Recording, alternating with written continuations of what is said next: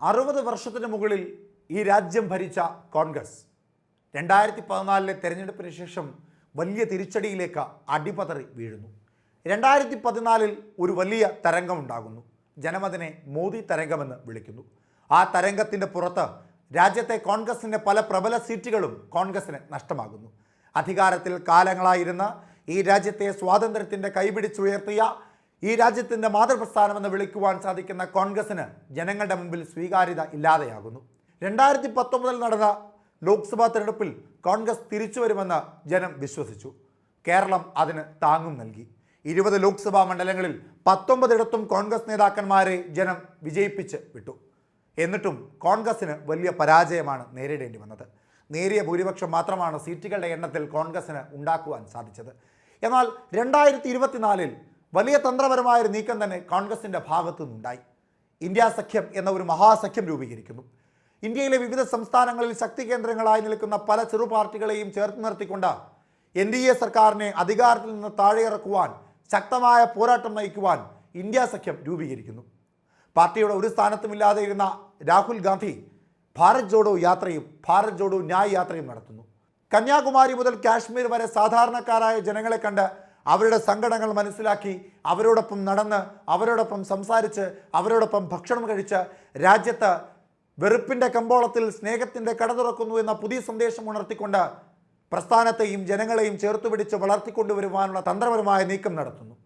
അങ്ങനെ പല exit poll സർവേകളും പല പ്രീ പോൾ സർവേകളും പല ദേശീയ മാധ്യമങ്ങളും പറഞ്ഞ വമ്പൻ പരാജയത്തിൽ നിന്ന് പാർട്ടി ഒരു കുതിച്ചുചാട്ടത്തിലേക്ക് കാലെടുത്തു വയ്ക്കുന്നു. 10 വർഷമായി രാജ്യത്തിന് പ്രതിപക്ഷ പാർട്ടി ഇല്ലാതിരുന്ന കാലത്ത് ഇപ്പോൾ രാജ്യത്തിന് ഒരു പ്രതിപക്ഷ പാർട്ടി ഉണ്ടായിരിക്കുന്നു. ആ പ്രതിപക്ഷ സഖ്യത്തിൻ്റെ പ്രതിപക്ഷ നേതാവായി രാജ്യത്തിൻ്റെ യുവമുഖമായ രാഹുൽ ഗാന്ധി പ്രതിപക്ഷ നേതാവാവുകയും ചെയ്യുന്നു. അങ്ങനെ പാർട്ടിയുടെ എല്ലാ വിജയത്തിനു തൊട്ടു പിന്നാലെ ഇപ്പോൾ മല്ലികാർജ്ജുന ഖാർഗെ എന്ന കോൺഗ്രസിൻ്റെ ദേശീയ നേതാവ് ഒരു വലിയ തീരുമാനം എടുക്കുവാൻ പോവുകയാണ്. കോൺഗ്രസിന് തേരോട്ടമുണ്ടായാൽ അത് തെക്കേ ഇന്ത്യൻ സംസ്ഥാനങ്ങളിൽ നിന്നായിരിക്കുമെന്ന് പറഞ്ഞെങ്കിൽ പോലും തെലങ്കാനയിലും കർണാടകയിലും ഒന്നും കാര്യമായ മുന്നേറ്റം ഉണ്ടാക്കുവാൻ കോൺഗ്രസിന് സാധിച്ചില്ല. കേരളവും തമിഴ്നാടും മാത്രമാണ് ഇന്ത്യ സഖ്യത്തിന് കരുത്തു പകർന്ന് അങ്ങനെ നിന്നത്. എന്നാൽ വടക്കേ ഇന്ത്യ കോൺഗ്രസിനോടൊപ്പം നിന്നു എന്ന് പറയാം. ഗാന്ധി കുടുംബത്തിൻ്റെയും കോൺഗ്രസിൻ്റെയും സിറ്റിംഗ് സീറ്റായിരുന്ന അമേഠി സ്മൃതി ഇറാനി പിടിച്ചെടുത്തപ്പോൾ ആ അമേഠിയെ ഗാന്ധി കുടുംബത്തിലെ ഏറ്റവും വലിയ വിശ്വസ്തനെ കളത്തിലിറക്കിക്കൊണ്ട് പ്രിയങ്ക ഗാന്ധിയുടെ താരപ്രചാരണത്തോടുകൂടി കോൺഗ്രസ് പാളയത്തിലേക്ക് തിരിച്ചു പിടിക്കുന്നു. ശ്രീരാമക്ഷേത്ര നിർമ്മാണത്തിൽ വലിയ മുന്നേറ്റം ഉണ്ടാക്കുവാൻ സാധിക്കുമെന്ന് BJP വിശ്വസിച്ചപ്പോൾ അവിടെയും പരാജയം നേരിടേണ്ടി വരുന്നു. വാരണാസിയിൽ ഭൂരിപക്ഷത്തിൽ ഇടിവുണ്ടാകുന്നു. മറിച്ച് ഇന്ത്യ സഖ്യത്തിൻ്റെ നേതാവായ രാഹുൽ ഗാന്ധിക്ക് അമേഠിയിലും റായ്ബറേലിയിലും 3.5 ലക്ഷത്തിലധികം വോട്ടിൻ്റെ ഭൂരിപക്ഷം ഉണ്ടാകുന്നു. അതായത് കോൺഗ്രസ് ഒരു വമ്പൻ തിരിച്ചുവരവ് നടത്തിയിരിക്കുന്നു. ഈ വമ്പൻ തിരിച്ചുവരവിൽ തെക്കേ ഇന്ത്യയിൽ അടിപതറിപ്പോയ വടക്കേ ഇന്ത്യയിൽ നിശബ്ദമായി പോയ പല സംസ്ഥാനങ്ങളിലെയും PCC അധ്യക്ഷന്മാരെ മാറ്റുക എന്ന ഒരു തീരുമാനത്തിലേക്കാണ് ഇപ്പോൾ AICC പ്രസിഡന്റായ മല്ലികാർജ്ജുന ഖാർഗെ എത്തിയിരിക്കുന്നത്. ദേശീയ സംസ്ഥാന നേതൃതലങ്ങളിലേക്ക് പുതുമുഖങ്ങളെ കൊണ്ടുവരിക എന്നും അങ്ങനെ പാർട്ടിക്കൊരു ഊർജ്ജവും പുതുമുഖവും നൽകിക്കൊണ്ട് ഒരു വമ്പൻ തിരിച്ചുവരവിൻ്റെ ആഘാതം കുറച്ചുകൂടി വർദ്ധിപ്പിച്ച് 2029 ലോക്സഭാ തെരഞ്ഞെടുപ്പിൽ അധികാരത്തിലേക്ക് എത്തുവാൻ വേണ്ട ആദ്യ ചവിട്ടുപടിയും അടിത്തറയും പാകുകയാണ് AICCയുടെ അധ്യക്ഷനായ മല്ലികാർജ്ജുന ഖാർഗെ. പശ്ചിമ ബംഗാളിലെയും ബീഹാറിലെയും ഹിമാചൽ പ്രദേശിലെയും തെലങ്കാനയിലെയും കർണാടകയിലെയും ഇങ്ങ് കേരളത്തിലെയും PCC അധ്യക്ഷന്മാരെ മാറ്റുക എന്ന തീരുമാനത്തിലേക്കാണ് ഇപ്പോൾ മല്ലികാർജ്ജുന ഖാർഗെ എത്തിയിട്ടുള്ളത്. അതിൽ ഏറ്റവും പ്രധാനം പശ്ചിമ ബംഗാളിലെ PCC അധ്യക്ഷനായ അധീർ രഞ്ജൻ ചൗധരിയെ മാറ്റുന്നതാണ്. ഇന്ത്യ സഖ്യത്തിന് കരുത്തു പകരുവാൻ നേരിട്ടല്ല എങ്കിൽ പോലും ഒരു സമ്മതം മൂളിയ മമതാ ബാനർജിയെ സംസ്ഥാന തലത്തിൽ നേട്ടത്തിനു വേണ്ടി അധീർ രഞ്ജൻ ചൗധരി തള്ളിപ്പറഞ്ഞപ്പോൾ മല്ലികാർജ്ജുന ഖാർഗെ അതിനെതിരെ ഒരു താക്കീത് നൽകി. ദേശീയ പാർട്ടിയിലെ തീരുമാനങ്ങൾ എടുക്കുന്നത് സംസ്ഥാന നേതാക്കന്മാരല്ല എന്നുള്ളതായിരുന്നു ആ താക്കീത്. മമതാ ബാനർജി ഇന്ത്യ സഖ്യത്തിൻ്റെ ഏറ്റവും പ്രധാനപ്പെട്ട നേതാവാണെന്നും മല്ലികാർജ്ജുന ഖാർഗെ തുറന്നു പറഞ്ഞു. അതുകൊണ്ട് തന്നെ പശ്ചിമ ബംഗാളിലെ PCC അധ്യക്ഷനായ അധീർ രഞ്ജൻ ചൗധരിയെ മല്ലികാർജ്ജുന ഖാർഗെ സ്ഥാനത്ത് നിന്ന് മാറ്റും. അവിടെ ചെറുപ്പക്കാരനായ ഒരു പുതുമുഖം വരാൻ സാധ്യതയെന്നാണ് ദേശീയ തലത്തിൽ നിന്ന് അറിയുന്നത്.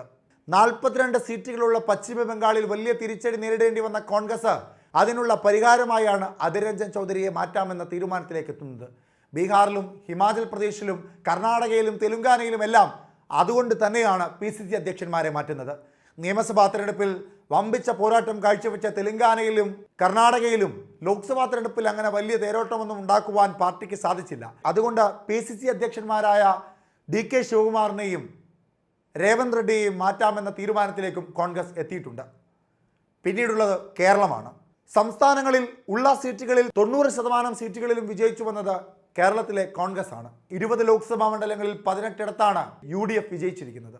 അതുകൊണ്ട് തിരിച്ചടിയോ തോൽവിയോ ഒന്നുമല്ല കേരളത്തിലെ KPCC പ്രസിഡന്റിനെ മാറ്റാമെന്ന തീരുമാനത്തിലേക്ക് മല്ലികാർജ്ജുന ഖാർഗെ കരുക്കൾ നിൽക്കുന്നത്. അതിൻ്റെ പ്രധാന കാരണം നിലവിലെ KPCC അധ്യക്ഷനായ K സുധാകരനോട് ആളുകൾക്കോ പ്രവർത്തകർക്കോ അണികൾക്കോ നേതാക്കന്മാർക്കോ താല്പര്യമില്ല എന്നുള്ളതാണ്. മറ്റൊരു പ്രധാനപ്പെട്ട കാരണം തൃശ്ശൂരിൽ വലിയ പരാജയത്തിൽ പിണങ്ങി നിൽക്കുന്ന മുരളീധരനെ KPCC അധ്യക്ഷനാക്കാമെന്നൊരു നീക്കവും ഇപ്പോൾ നടക്കുന്നുണ്ട്. അദ്ദേഹം KPCC അധ്യക്ഷനായാൽ ഒരു കാലത്ത് ആ പദവി അലങ്കരിച്ചിരുന്ന കാലത്ത് കേരളത്തിൽ വൻ മുന്നേറ്റം നടത്തുവാൻ സാധിച്ച അല്ലെങ്കിൽ വൻ മുന്നേറ്റം ഉണ്ടാക്കുവാൻ സാധിച്ച നേതാവാണ് K മുരളീധരൻ. അതുകൊണ്ട് K മുരളീധരൻ വരികയാണെങ്കിൽ K സുധാകരനേക്കാൾ കുറച്ചുകൂടി മാറ്റം കേരളത്തിലെ കോൺഗ്രസ് ഉണ്ടാകും എന്നും അദ്ദേഹം കരുതുന്നു.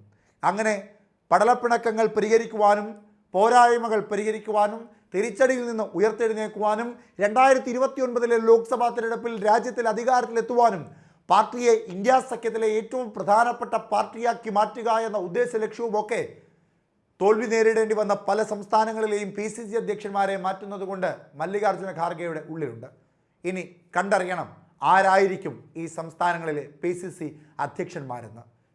K സുധാകരന് പകരം K മുരളീധരനോ അല്ല മറ്റാരെങ്കിലുമോ?